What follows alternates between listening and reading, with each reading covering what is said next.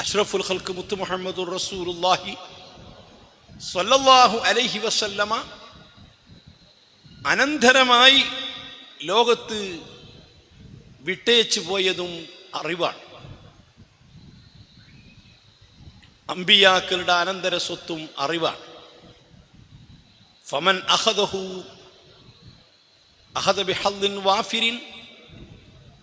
അമ്പിയാക്കളിൽ നിന്ന് അറിവ് ആര് പഠിച്ചുവോ പിടിച്ചുവോ അവന് അമ്പിയാക്കൾ അനന്തര സ്വത്തിൽ നിന്ന് പൂർണ്ണമായ വിഹിതം അവന് ലഭിച്ചു കഴിഞ്ഞു. എത്ര കണ്ട് അറിവുണ്ട് അത്രയാണ് അമ്പിയാക്കളിൽ നിന്ന് അവന് ലഭിച്ചിട്ടുള്ളത്. മുത്തുനബി സ്വല്ലല്ലാഹു അലൈഹി വസല്ലമ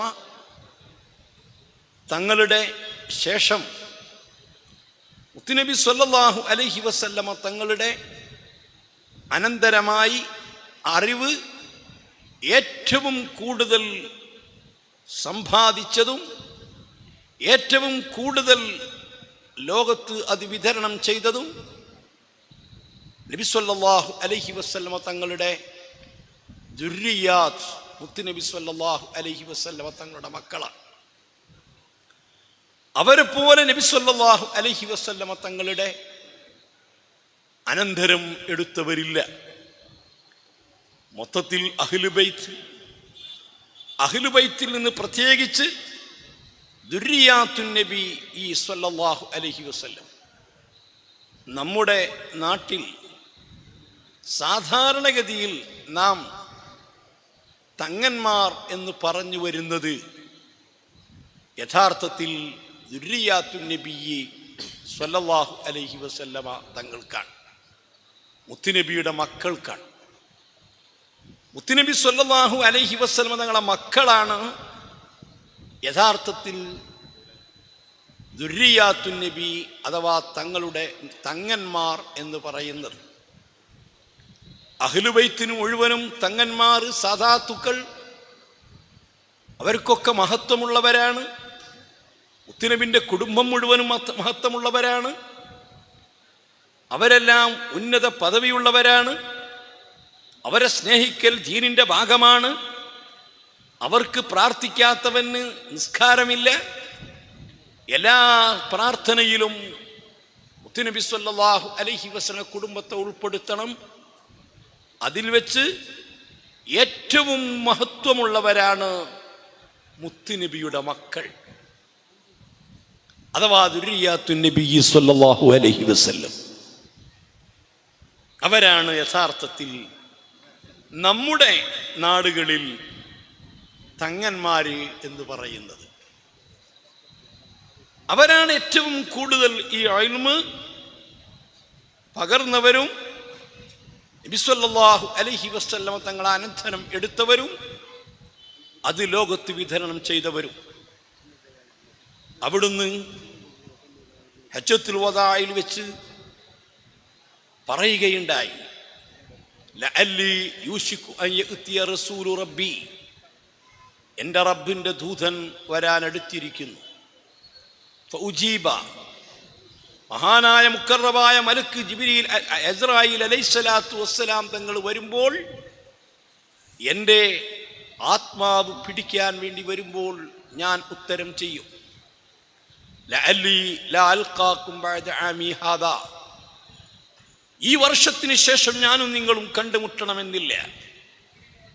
അതുകൊണ്ട് നിസ്കാരം, നോമ്പ്, സക്കാത്ത് പോലെയുള്ള ജീവിതത്തിലെ ഇബാദത്തുകൾ മുഴുവനും എന്നിൽ നിന്ന് കണ്ട് നിങ്ങൾ പഠിച്ചതുപോലെ ഖുദൂ അന്നീ മനാസികക്കും, നിങ്ങളുടെ ഹജ്ജ് ഉംറ കർമ്മങ്ങളും എന്നിൽ നിന്ന് നിങ്ങൾ കണ്ടു പഠിക്കണം. അടുത്ത വർഷം ഒരു ഹജ്ജ് ഉണ്ടാവില്ല, ഹജ്ജിന് ഞാൻ ഉണ്ടാവില്ല. എന്നിൽ നിന്ന് നിങ്ങളത് കണ്ടു പഠിച്ചിരിക്കണം. എല്ലാവർക്കും കാണാൻ പറ്റുന്ന രൂപത്തിലായിരുന്നു നബി സല്ലല്ലാഹു അലൈഹി വസല്ലമ തങ്ങളുടെ ഹജ്ജ് കർമ്മം. എല്ലാവരും കഅബയുടെ ചുറ്റും തവാഫ് ചെയ്യുന്ന സമയത്ത് പുറകിലൂടെ നബി സല്ലല്ലാഹു അലൈഹി വസല്ലമ തങ്ങൾ വാഹനപ്പുറത്താണ് തവാഫ് ചെയ്തിരുന്നത്. എല്ലാവർക്കും അത് കാണാൻ വേണ്ടിയിട്ടായിരുന്നു.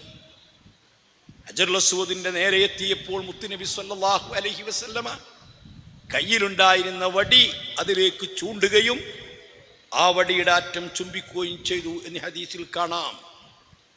ഇങ്ങനെ എല്ലാവർക്കും കാണാനും പഠിക്കാനും പകർത്താനും പറ്റുന്ന രൂപത്തിൽ ഹജ്ജ് നിർവഹിച്ച് കാണിച്ചു കൊടുത്തു. അങ്ങനെയാണല്ലോ യഥാർത്ഥ അറിവ് കണ്ടുപഠിക്കുന്നതാണ്. വാക്കുകളേക്കാൾ കൂടുതൽ മനുഷ്യൻ പഠിക്കുന്നത് കണ്ടും അതുപോലെ തന്നെ സ്വയം പകർത്തിയിട്ടുമാണ്. മഹാനായ ഇമാം മാലിക് റളിയല്ലാഹു അൻഹു, അവിടുത്തെ ശിഷ്യൻ അബൂ മുസ്ലിം റളിയല്ലാഹു അൻഹു പറയുന്നുണ്ട്, 23 കൊല്ലം ഞാൻ ഇമാം മാലിക് റളിയല്ലാഹു അൻഹുവിൻ്റെ അടുത്ത് പഠിച്ചിട്ടുണ്ട്. ഈ 23 കൊല്ലം പഠിച്ചതിൽ 21 കൊല്ലവും ഞാൻ പഠിച്ചത് ഇമാം മാലിക് റളിയല്ലാഹു അൻഹു തങ്ങളുടെ നടപടിക്രമങ്ങളും അവിടുത്തെ സ്വഭാവങ്ങളും ആയിരുന്നു എന്ന്. 2 വർഷമാണ് നബി സല്ലല്ലാഹു അലൈഹി വസല്ലമ തങ്ങളിൽ നിന്നുള്ള ഹദീസും മറ്റ് ഫിഖ്ഹി കാര്യങ്ങളും ഞാൻ പഠിച്ചത്. കാരണം ഇമാം മാലിക് റളിയല്ലാഹു അൻഹു തങ്ങൾ ലോകത്ത് ഏറ്റവും കൂടുതൽ അദബ് പഠിപ്പിച്ച് അദബിൽ വലിയ ഇമാമുൽ അഇമ്മയാണ്. അദബിന്റെ കാര്യത്തിൽ ഇമാമുൽ അഇമ്മയാണ് ഇമാം മാലിക് റളിയല്ലാഹു അൻഹു. മാലിക് ഇമാമിനെ പോലെ അത്ര അദബ് പ്രകടിപ്പിച്ച ഒരു പണ്ഡിതനെ പിൽക്കാലത്ത് കാണാൻ കഴിയില്ല. ആ മാലിക് ഇമാമിന്റെ അടുത്ത് 21 കൊല്ലം ഞാൻ അദബ് പഠിച്ചു, തൻ്റെ സംസ്കാരം പഠിച്ചു, തൻ്റെ തൻ്റെ നടപടിക്രമങ്ങൾ പഠിച്ചു, കണ്ടുപഠിച്ചു. 2 കൊല്ലം ഞാൻ ഹദീസ് പഠിച്ചു. ബഹുമാനപ്പെട്ട അബൂ മുസ്ലിം എന്നവർ പറയുന്നു, ഇമാം മാലിക് വഫാത്തായപ്പോഴാണ് എനിക്ക് സങ്കടം വന്നത്. ആ 2 വർഷവും കൂടി ഞാൻ ഇമാം മാലിക് റളിയല്ലാഹു അൻഹു തങ്ങളിൽ നിന്ന് അദബും നടപടിക്രമങ്ങളും പഠിച്ചിരുന്നെങ്കിൽ എന്നാഗ്രഹിച്ചു പോയി. ഇമാം മാലിക് റളിയല്ലാഹു അൻഹുവിൽ നിന്ന് കിട്ടുന്ന ഹദീസുകളും തൻ്റെ മറ്റ് വിജ്ഞാനങ്ങളും തൻ്റെ ഫിഖ്ഹും അതെല്ലാം വേറെയും ധാരാളം അഇമ്മത്തിൽ നിന്ന് കിട്ടും. പക്ഷേ ഇമാം മാലിക് റളിയല്ലാഹു അൻഹു തങ്ങളിൽ നിന്ന് കിട്ടുന്ന അദബ്, അവിടുന്ന് പഠിക്കാൻ പറ്റിയ പകർത്താൻ പറ്റിയ നടപടിക്രമം അത് മറ്റൊരാളിൽ നിന്ന് കിട്ടുകയില്ല. അതുകൊണ്ട് തന്നെ ഏറ്റവും വലിയ അറിവ് കണ്ടും അനുഭവിച്ചും പഠിക്കുന്നതാണ്. വർത്തമാനകാലത്ത് പഴയകാലത്തെ അപേക്ഷിച്ചുള്ള വ്യത്യാസം അതാണ്. പഴയകാലത്തൊരു ഉസ്താദ്, ആ ഉസ്താദിൻ്റെ അടുത്ത് അറിവ് പഠിക്കുന്ന സമയത്ത് ആ ഉസ്താദിൻ്റെ നടപടിക്രമങ്ങളും ആ ഉസ്താദിൻ്റെ സ്വഭാവവും ആ ഉസ്താദിൻ്റെ ഇബാദത്തും ആ ഉസ്താദിൻ്റെ ചലനവും ആ ഉസ്താദിൻ്റെ രീതിയും കുട്ടികൾ അപ്പാട് പകർത്തുകയാണ്. അതിന് വിപരീതമായിരുന്നു ഭൗതിക കലാലയങ്ങളിലും മറ്റ് കോളേജുകളിലും. അവിടെയൊക്കെ ഉസ്താദുമാർ ക്ലാസ് എടുത്ത്, അധ്യാപകന്മാർ ക്ലാസ് എടുത്ത് ആ ക്ലാസ് നല്ലപോലെ അവതരിപ്പിച്ച് അവർ പോകുന്നു. അതുകൊണ്ട് തന്നെ പിൽക്കാലത്തുള്ള അവരുടെ ശിഷ്യന്മാരിൽ അവരുടെ കഴിവും അവരുടെ രീതിയും അവരുടെ സ്വഭാവവും അവരുടെ നടപടിയും ഉള്ള ആളുകൾ നന്ന കുറയും. അതേ സമയത്ത് ആലിമീങ്ങളും മുത്തഅല്ലിമീങ്ങളും അങ്ങനെയല്ല. ഈ സമീപകാലം വരെ ഏതൊരു പണ്ഡിതൻ, ആ പണ്ഡിതന്റെ രീതി, ആ പണ്ഡിതന്റെ നിലപാട്, ആ പണ്ഡിതന്റെ സ്വഭാവം അത് അറിയാൻ അവരെ ഉസ്താദുമാരെ നോക്കിയാൽ മതിയായിരുന്നു. ബഹുമാനപ്പെട്ട സയ്യിദ് ഉമറുൽ ഫാറൂഖ് ഖദ്ദസല്ലാഹു സിർറഹുൽ അസീസ് തങ്ങൾ, അവിടുത്തെ ഉസ്താദ് ബഹുമാനപ്പെട്ട ഷെയ്ഖുൻ നുജൂം ബീരാങ്കോയ ഉസ്താദ് നവ്വറല്ലാഹു മർക്കദഹു, അവിടുത്തെ ഉസ്താദ് ബഹറുൽ ഉലൂം ഒക്കെ ഉസ്താദുൽ അസാത്തീദ് സൈനുദ്ദീൻ കുട്ടി മുസ്ലിയാർ നവ്വറല്ലാഹു മർക്കദഹു, അവിടുത്തെ ഉസ്താദ് താജുൽ ഉലമാ ബഹുമാനപ്പെട്ട സദഖത്തുല്ലാഹി മുസ്ലിയാർ നവ്വറല്ലാഹു മർക്കദഹു, അവിടുത്തെ ഉസ്താദ് ശംസുൽ ഉലമാ കുത്തുബി മുഹമ്മദ് മുസ്ലിയാർ നവ്വറല്ലാഹു മർക്കദഹു, അവിടുത്തെ ഉസ്താദ് ചാലിലകത്ത് കുഞ്ഞഹമ്മദ് മുസ്ലിയാർ നവ്വറല്ലാഹു മർക്കദഹു, അവിടുത്തെ ഉസ്താദ് വളപ്പുൽ അബ്ദുൽ അസീസ് മുസ്ലിയാർ നവ്വറല്ലാഹു മർക്കദഹു, അവിടുത്തെ ഉസ്താദ് അലി സൈനുദ്ദീൻ മഖ്ദൂം ഖദ്ദസല്ലാഹു സിർറഹുൽ അസീസ്, അവിടുത്തെ ഉസ്താദ് മഹാനായ വെളിയങ്കോട് മുർക്കാദി ഖദ്ദസല്ലാഹു സിർറഹുൽ അസീസ്. ഇങ്ങനെ ആ ഉസ്താദുമാരുടെ ശൃംഖല, ഇത് സുന്നത്തി ജമാഅത്തിനല്ലാതെ ആർക്ക് പറയാൻ കഴിയും? ആ ഉസ്താദുമാരുടെ താവഴിയും ഉസ്താദുമാരുടെ രീതിയും ഉസ്താദുമാരുടെ നടപടിയും അവരുടെ തസവ്വുഫും അവരുടെ നിലപാടും കൃത്യമായി പകർത്തിയവരായിരുന്നു ശിഷ്യന്മാർ. മുത്തുനബി സ്വല്ലല്ലാഹു അലൈഹി വസല്ലമ തങ്ങൾ ക്രിസ്തുവർഷം 632 മാർച്ച് മാസം 31 അറഫാത്തിന്റെ മരുഭൂമിയിൽ വെച്ചുകൊണ്ട് നടത്തിയൊരു പ്രസംഗം അടുത്ത വർഷം ഞാനും നിങ്ങളും കാണണമെന്നില്ല. ഇന്നീ താരിക്കും ഫീക്കും സകലൈൻ, വളരെ കനമുള്ള കനത്ത 2 കാര്യങ്ങൾ ഞാനിവിടെ ഇട്ടേച്ചു പോകുന്നുണ്ട്. ഞാൻ ലോകത്തോട് വിട പറഞ്ഞു എന്ന് കരുതി ഈ ദീൻ നശിക്കുകയില്ല, ഈ ദീൻ തകരുകയില്ല, ഈ ദീൻ ഒരിക്കലും തകർന്ന് തരിപ്പണമാവുകയില്ല, ഈ ദീനിലൊന്നും നഷ്ടപ്പെടുകയില്ല. എൻ്റെ അനന്തരമായി എൻ്റെ ശേഷം നിങ്ങൾക്ക് മുറുകെ പിടിക്കാൻ 2 കനത്ത കാര്യങ്ങൾ ഞാൻ ഉപേക്ഷിക്കുന്നുണ്ട്. ലൻ തദില്ലൂ മാ തമസ്സക്തും ബിഹിമാ. ആ 2 കാര്യങ്ങൾ മുറുകെ പിടിക്കുന്ന കാലത്ത് നിങ്ങൾ വഴിതെറ്റുകയില്ല, നിങ്ങൾക്ക് പരാജയം സംഭവിക്കുകയില്ല. എന്താ 2 കാര്യം? ഒന്ന് കിതാബുല്ലാഹ്, അള്ളാഹുവിൻ്റെ ഖുർആനാണ്. അള്ളാഹുവിൻ്റെ ഖുർആൻ ഒരു വള്ളിക്ക് പോലും പുള്ളിക്ക് പോലും ഒരക്ഷരം കുറവില്ലാതെ കൃത്യമായി ഞാനിവിടെ ഇട്ടേച്ചു പോകുന്നുണ്ട്.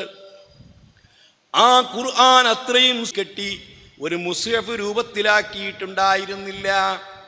പിൽക്കാലത്ത് സയ്യിദ് ഇബ്നു സാബിത്ത് റളിയല്ലാഹു അൻഹു തങ്ങള് ഈ ഖുർആൻ ജംഅ് ചെയ്യാൻ അബൂബക്കർ സിദ്ദീഖ് റളിയല്ലാഹു അൻഹുവിന്റെ നിർദ്ദേശപ്രകാരം ചുമതലപ്പെടുത്തിയപ്പോൾ മഹാനായ സയ്യിദ് ഇബ്നു സാബിത്ത് എന്ന ചെറിയ മോൻ ബദറിലേക്ക് പോകുന്ന സമയത്ത് എനിക്ക് ബദറിൽ പങ്കെടുക്കണമെന്ന് താല്പര്യം പ്രകടിപ്പിച്ചിട്ട് പ്രായമാവാത്തതിൻ്റെ പേരിൽ അള്ളാഹുവിൻ്റെ റസൂൽ തിരിച്ചയച്ച സ്വഹാബിയാണ് സയ്യിദ് ഇബ്നു സാബിത്ത് റളിയല്ലാഹു അൻഹു.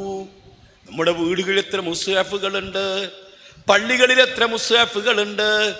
ഓരോ മുസ്ഹഫും മറിക്കുന്ന സമയത്ത് അതിൻ്റെ പിന്നിലൊരു അധ്വാനമുണ്ട്. ആരാണതെന്നറിയുമോ? മഹാനായ സയ്യിദ് ഇബ്നു സാബിത്ത് റളിയല്ലാഹു അൻഹു. അബൂബക്കർ സിദ്ദീഖ് റളിയല്ലാഹു അൻഹു ഈ കാര്യം തന്നെ ചുമതലപ്പെടുത്തിയപ്പോൾ സയ്യിദ് ഇബ്നു സാബിത്ത് തങ്ങൾ പറഞ്ഞതെന്താണ്? ഒരു ഭാരിച്ച പർവ്വതം ചുമക്കാനാണ് എന്നോട് പറഞ്ഞിരുന്നതെങ്കിൽ, ഒരു പർവ്വതം അവിടെ നിന്ന് എടുത്തുകൊണ്ടുവരാനാണ് പറഞ്ഞിരുന്നതെങ്കിൽ ഈ സയ്യിദിന് പ്രയാസമാകുമായിരുന്നില്ല.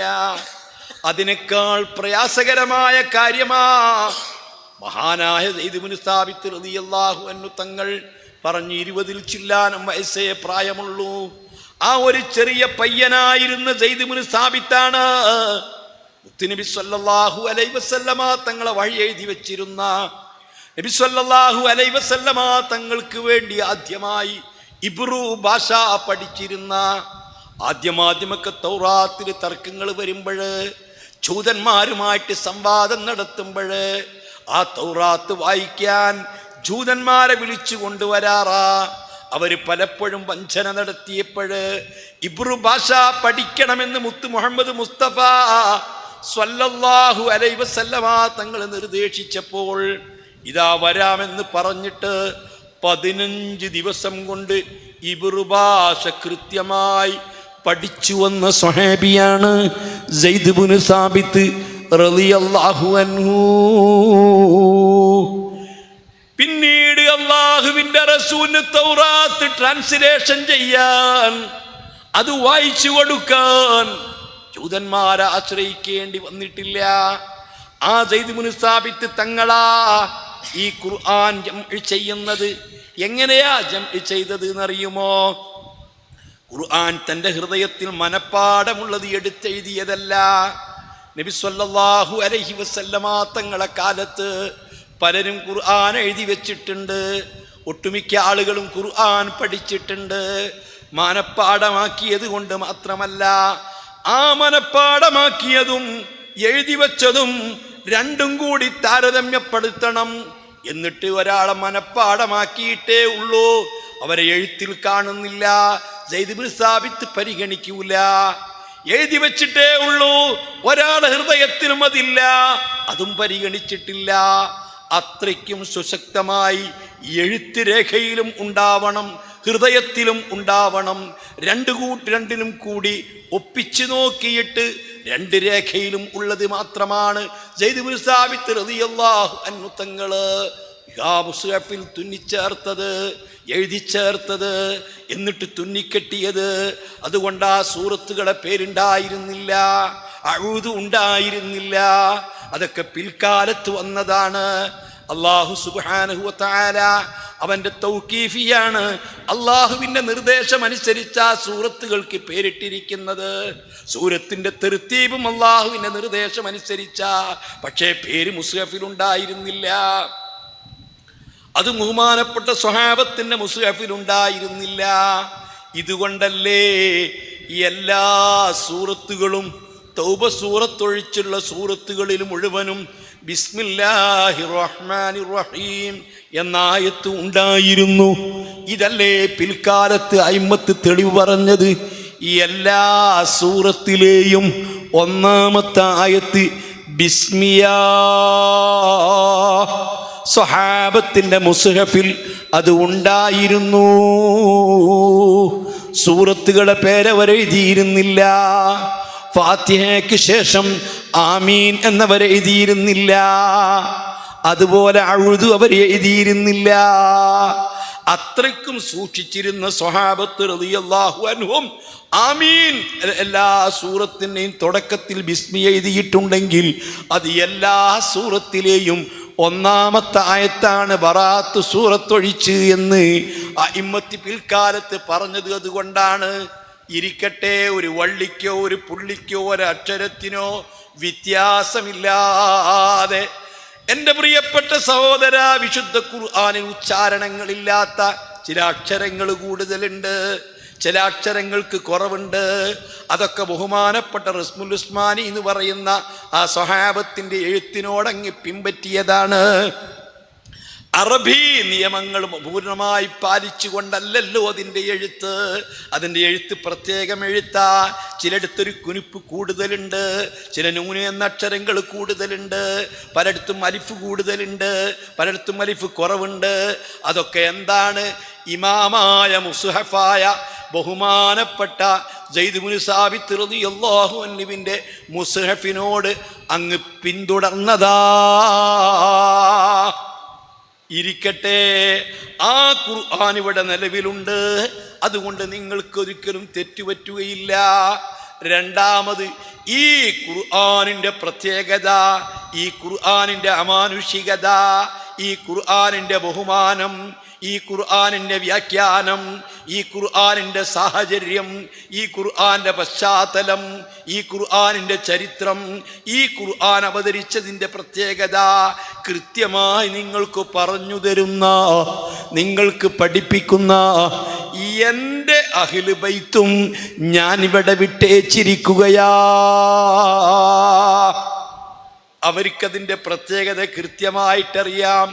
അസ്വാദിഖുൽ മസ്തൂഖ് മുത്ത് മുഹമ്മദ് മുസ്തഫ സല്ലല്ലാഹു അലൈഹി വസല്ലമ തങ്ങള് ഈ ഖുർആൻ കൊണ്ട് എങ്ങനെയാണോ പരിവർത്തനം വരുത്തിയത്, ഈ ഖുർആൻ കൊണ്ട് എങ്ങനെയാണോ കക്കവെറുക്കി നടത്തുന്ന അറബികളെ സുന്ദരമായ സംസ്കാരത്തിന്റെ വാക്താക്കളാക്കിയെടുത്തിരുന്നത്, ഈ ഖുർആൻ കൊണ്ട് എങ്ങനെയാണോ ആ കാലഘട്ടത്തിലെ സാഹിത്യ സമ്രാട്ടുകാരെ വെല്ലുവിളിച്ചിരുന്നത്, ഈ ഖുർആന്റെ മുൻപിൽ എങ്ങനെയാണോ അവർ പത്തി മടക്കിയിരുന്നത്, ഏത് രൂപത്തിലാണോ ഖുർആൻ അവർക്ക് അവതരിപ്പിച്ചിരുന്നത്, ഈ ഖുർആന്റെ സമാനുഷികത അവർക്ക് ബോധ്യപ്പെടുത്തിയിരുന്നത്, അതേപോലെ ഈ ഖുർആനിന്റെ അമാനുഷികത ഈ ഖുർആനിന്റെ പ്രത്യേകത, ഈ ഖുർആനിന്റെ വ്യാഖ്യാനങ്ങള് നിങ്ങൾക്ക് ബോധ്യപ്പെടുത്തി തരാൻ അഹ്ലു ബൈത്തി,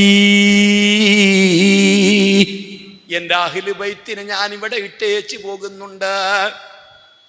എൻ്റെ അഹ്ലു ബൈത്തിനെ ഞാനിവിടെ ഇട്ടേച്ച് പോകുന്നുണ്ട്. ഖുർആനിന് പോലെ തന്നെ പ്രമാണമായിട്ട് ഇവിടെ ഇട്ടേച്ച് പോയ ഒരു കാര്യമാണ് എൻ്റെ അഹ്ലു ബൈത്ത്. സുബ്ഹാനല്ലാഹ്. അതുകൊണ്ട് തന്നെ അഹ്ലു ബൈത്തിനുള്ള പ്രത്യേകത ഈ മറ്റൊന്നിനും ഉണ്ടാവുകയില്ല. അഹ്ലു ബൈത്തിന് ഒരു ഫാത്തിഹ ഓതിയാല്, അവര് ആയത്തോതിയാല്, അവരൊരു ബിസ്മി ചൊല്ലിയാല് അവർക്ക് അതിൻ്റെ പ്രത്യേകത ബോധ്യപ്പെടുത്താൻ പറ്റുന്നത് പോലെ മറ്റുള്ളവർക്ക് സാധിക്കുകയില്ല. ബഹുമാനപ്പെട്ട ധാരാളം സാദാത്തുക്കൾ ഇവിടെ ഉണ്ടല്ലോ. ആ സാദാത്തുക്കൾ ഓതുന്നത് നമ്മൾ ഓതി, അവർ ഊതുന്നത് പോലെ നമ്മൾ ഊതി, അവര് പറയുന്നത് പോലെ നമ്മൾ പറഞ്ഞു. 1000 വട്ടം പറഞ്ഞാലും 1000 വട്ടം ഓതിയാലും സാദാത്തുക്കളുടെ അഹ്ലു ബൈത്തിന്റെ വായിൽ നിന്ന് വരുന്ന പ്രത്യേകതയില്ല. നിങ്ങൾക്കറിവ് ബഹുമാനപ്പെട്ട മുഈനുശ്ശേരിയ, നമ്മളൊക്കെ പ്രസംഗിക്കും പോലെ ഒച്ച വെച്ച് പ്രസംഗിക്കാറുണ്ടോ? നമ്മളൊക്കെ ദുആ ചെയ്യും പോലെ ഒച്ച വെച്ച് ദുആ ചെയ്യാറുണ്ടോ? മണിക്കൂർ കണക്കിന് ദുആ ചെയ്യാറുണ്ടോ? അതേ സമയത്ത് കേരളത്തിൽ മാത്രമോ, ഇന്ത്യയിൽ മാത്രമോ, വിദേശത്ത് മാത്രമോ, എല്ലാ വേദികളിലും ഈ പ്രായാധിക്യത്തോടുകൂടി സ്വന്തം നടക്കാൻ പോലും കഴിയാത്ത രൂപത്തിൽ അവിടുന്ന് വരികയാണ് നമ്മളെ സന്തോഷിപ്പിക്കാൻ, നമുക്കൊന്ന് പ്രാർത്ഥന നടത്തിത്തരാൻ. ആ പ്രാർത്ഥനയ്ക്ക് സമൂഹം നൽകുന്ന വില എത്രയാണ്? ആ പ്രാർത്ഥനയ്ക്ക് സമൂഹം നൽകുന്ന അംഗീകാരം എത്രയാണ്? ആ പ്രാർത്ഥനയ്ക്ക് വേണ്ടി അവിടുന്ന് സഹിക്കുന്ന ത്യാഗങ്ങൾ എത്രയാണ്? ലക്ഷദ്വീപൊക്കെ നിങ്ങൾക്കറിയില്ലേ?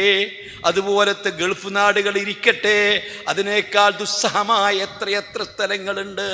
10, 200, 300, 400, 500 കിലോമീറ്ററുകൾ വാഹനത്തിൽ കയറിയിട്ട് ഈ രൂപത്തിൽ യാത്ര ചെയ്തുകൊണ്ട് ബഹുമാനപ്പെട്ട തങ്ങളുപ്പാപ്പ പോകുന്നത് എന്തിനാ?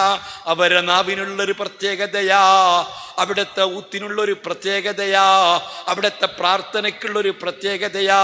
കാരണം ഈ വിശുദ്ധ ഖുർആനിന്റെ പ്രത്യേകത, ഈ വിശുദ്ധ ദീനിന്റെ പ്രത്യേകത, ഈ ദീനിന്റെ ബഹുമാനം നമുക്ക് ബോധ്യപ്പെടുത്തി തരാൻ അല്ലാഹുവിൻ്റെ റസൂല് നേരിട്ട് നിശ്ചയിച്ച് ഇവിടെ ഇട്ടേച്ച് പോയവരാണ് സർവ അഹ്ലു ബൈത്തും കേട്ടോ. അത് മനസ്സിലാക്കണം. മുത്തുനബി സ്വല്ലല്ലാഹു അലൈഹി വസല്ലമ തങ്ങളുടെ ജീവിതം അത്ഭുതമല്ലേ? തങ്ങളുടെ ജീവിതം സ്വഭാവം അത്ഭുതമല്ലേ? അവിടുത്തെ ജീവിതം മുഅ്ജിസത്ത് അല്ലേ? എന്തേ? നബി സ്വല്ലല്ലാഹു അലൈഹി വസല്ലമ തങ്ങളുടെ സ്വഭാവത്തെ കുറിച്ച് മഹാനരാമഹദിയായ ആയിഷ ബീവിയോട് ചോദിച്ചപ്പോൾ എന്താണ് അവിടുന്ന് പറഞ്ഞ്? കാന ഖുലുഖുൽ ഖുർആനു, മുത്തുനബിന്റെ സ്വഭാവം ഖുർആനായിരുന്നു. എന്താണ് അതിൻ്റെ അർത്ഥം? മുത്തുനബിന്റെ സ്വഭാവം ഖുർആനായിരുന്നു എന്ന് പറഞ്ഞതിന്റെ അർത്ഥം എന്താണ്? അല്ലാ 1400 കൊല്ലങ്ങൾക്ക് മുമ്പ് വിശുദ്ധ ഖുർആൻ ഒരു വെല്ലുവിളി നടത്തിയിട്ടുണ്ട്. ഇൻ കുൻതും ഫീ റൈബിൻ മിമ്മാ നസ്സൽനാ അലാ അബ്ദിനാ ഫഅ്തൂ ബിസൂറത്തിൻ മിൻ മിസ്ലി വദഉ ശുഹദാഅക്കും മിൻ ദൂനില്ലാഹ് ഇൻ കുൻതും സ്വാദിഖീൻ ഫഇൻ ലം തഫ്അലൂ വലൻ തഫ്അലൂ ഫത്തഖുൻ നാർ അല്ലതി വഖൂദുഹാ അന്നാസു വൽ ഹിജാറ. നമ്മുടെ അടിമയാകുന്ന മുത്തു മുഹമ്മദ് മുസ്തഫ സ്വല്ലല്ലാഹു അലൈഹി വസല്ലമ തങ്ങളെ മേൽ നാം ഇറക്കിയിട്ടുള്ള ഖുർആനിൽ നിങ്ങൾക്ക് സംശയമുണ്ടെങ്കിൽ ഫൗതൂ ബി സൂറത്തിൻ മിൻ മിസ്ലിഹി, ഇതുപോലത്തെ ഒരു സൂറത്ത് നിങ്ങൾ കൊണ്ടുവാ. ഇതുപോലത്തെ ഒരു ഖുർആനിൽപ്പെട്ട ഒരു സൂറത്ത് കൊണ്ടുവാ. ഇന്നാഴ്ത്തൈനാക്കയോട് തുല്യമായൊരു സൂറത്ത് കൊണ്ടുവാ. നിങ്ങൾക്ക് കൊണ്ടുവരാൻ പറ്റുമോ? നിങ്ങൾക്ക് കൊണ്ടുവരാൻ പറ്റുമോ? കൊണ്ടുവാ. വധൂഷ്വദാഅക്കും മിൻ ദൂനില്ലാഹ്, അല്ലാഹു അല്ലാത്ത ആരൊക്കെ നിങ്ങൾക്ക് വിളിക്കാൻ പറ്റും? ഏതെല്ലാം സാഹിത്യകാരന്മാരെ വിളിക്കാൻ പറ്റും? ഏതെല്ലാം എഴുത്തുകാരെ നിങ്ങൾക്ക് വിളിക്കാൻ പറ്റും? ഏതൊക്കെ ക്രിസ്ത്യാനികൾ ഭാഷാ പണ്ഡിതന്മാരുണ്ട്? ഇന്നും നമ്മുടെ പള്ളി ദർസുകളിലും കോളേജുകളിലുമൊക്കെ അറബി ഭാഷാ നിഘണ്ടുവായിട്ട്, അറബിയിലെ നിഘണ്ടുവായിട്ട് ഉപയോഗിക്കുന്നത് ഫാദർ ലൂയിസ് എഴുതിയിട്ടുള്ള അൽ മുൻഷിദ് എന്നാണെങ്കിൽ, അൽ മുൻഷിദ് എന്ന പുസ്തകമാണെങ്കിൽ അതാണ് ഇന്ന് ഭാഷയ്ക്ക് വേണ്ടിയിട്ട് നമ്മുടെ പള്ളി ദർസുകളിലൊക്കെയും ഉപയോഗിക്കുന്നതെങ്കിൽ, ഒരു ക്രിസ്ത്യാനിയാണ് അത് എഴുതിയിട്ടുള്ളതെങ്കിൽ ക്രിസ്ത്യാനികൾക്ക് ഭാഷ അറിയില്ലേ? അവർക്ക് അറബി അറിയില്ലേ? ഓറിയന്റലിസ്റ്റുകൾക്ക് അറബി അറിയില്ലേ? നന്നായിട്ട് ഭാഷ അറിയില്ലേ?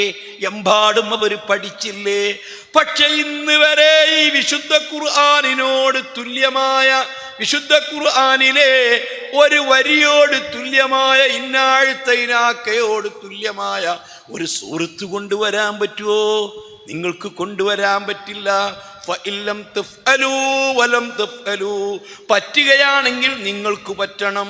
നിങ്ങളാണ് ഏറ്റവും വലിയ സാഹിത്യകാരന്മാർ. അതുപോലത്തെ സാഹിത്യകാരന്മാർ വന്നിട്ടില്ല. ഇന്നും അവരെ സാഹിത്യമല്ലേ ഈ ഈ ആധുനിക യുഗത്തിൽ പോലും അറബി ഭാഷാ സാഹിത്യം പഠിക്കാൻ ആ കാലഘട്ടത്തിലെ കവികളുടെ കവിതകളല്ലേ ഞാനും നിങ്ങളും പഠിച്ചു കൊണ്ടിരിക്കുന്നത്? മലയാള ഭാഷ പോലെയോ ഇംഗ്ലീഷ് ഭാഷ പോലെയോ മറ്റു ഭാഷ പോലെയോ ആണോ? 500 കൊല്ലം മുമ്പത്തെ മലയാളം മാതൃഭൂമിയിൽ വരുമ്പോൾ നമുക്ക് അറപ്പ് തോന്നൂലേ? നമുക്ക് പുച്ഛം തോന്നൂലേ? എന്നാൽ 1400 കൊല്ലങ്ങൾക്ക് മുൻപുള്ള സാഹിത്യത്തിൻ്റെ കവിതകളാണ് ഇന്നും ഭാഷയിൽ നമുക്കടിസ്ഥാനം. ഇന്നും അതാണ് പഠിക്കുന്നത്. കാരണം എൻ്റെ ഏറ്റവും വലിയ സാഹിത്യകാരന്മാരവരാണ്. ഈ ഖുർആനിനോട് തുല്യമായൊരു സൂറത്ത് കൊണ്ടുവരാൻ പറ്റുമെങ്കിൽ നിങ്ങൾക്ക് പറ്റണം. നിങ്ങൾക്ക് പറ്റിയില്ലെങ്കിലോ വലം തഫ്അലു, ഒരു കാലഘട്ടത്തിലും നിങ്ങൾക്ക് ചെയ്യാൻ കഴിയില്ല. എന്നാൽ നിങ്ങളൊന്ന് ചിന്തിച്ചു നോക്കൂ, അതാണ് ഖുർആനിൻ്റെ പ്രത്യേകതയെങ്കിലേ അതേപോലെയാണ് മുത്തുനബിൻ്റെ സ്വഭാവം. മുത്തുനബിൻ്റെ സ്വഭാവത്തോട് കിടപിടിക്കുന്ന, മുത്തുനബിൻ്റെ സ്വഭാവത്തോട് തുല്യമായ, മുത്തുനബിയുടെ സ്വഭാവത്തോട് വെല്ലുന്ന ഒരു സ്വഭാവം ലോകത്തില്ല, ഒരാൾക്കുമില്ല, ഒരു മനുഷ്യനുമില്ല. അതാണ് ഫാഖൻ നബിയ്യിന ഫീ ഖൽഖിൻ വഫീ ഖുലുഖി. സ്വഭാവത്തിൽ മുത്തുനബിയെ വെല്ലുന്നൊരു സ്വഭാവമോ? അമാനുഷികമല്ലേ തങ്ങളുടെ സ്വഭാവം? ആ സ്വഭാവം ശരിക്ക് പകർന്നവരാണ് മുത്തുനബിന്റെ അഹ്ലു ബൈത്ത്. മുത്തുനബി അവരായിരിക്കണം അഹ്ലു ബൈത്ത്.